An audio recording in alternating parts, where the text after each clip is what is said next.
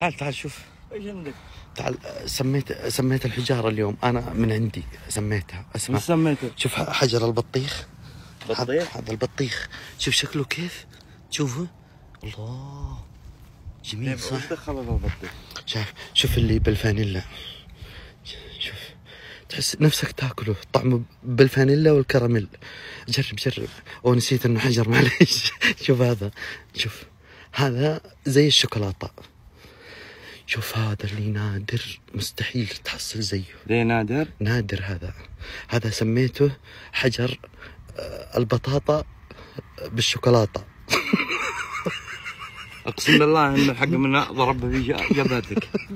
تعال جري. البطاطا. تعال بالله شيل هذا البطيخ، خلنا ناخذه يمكن يعجب احد. ترى غالي لا تفكروا سهل.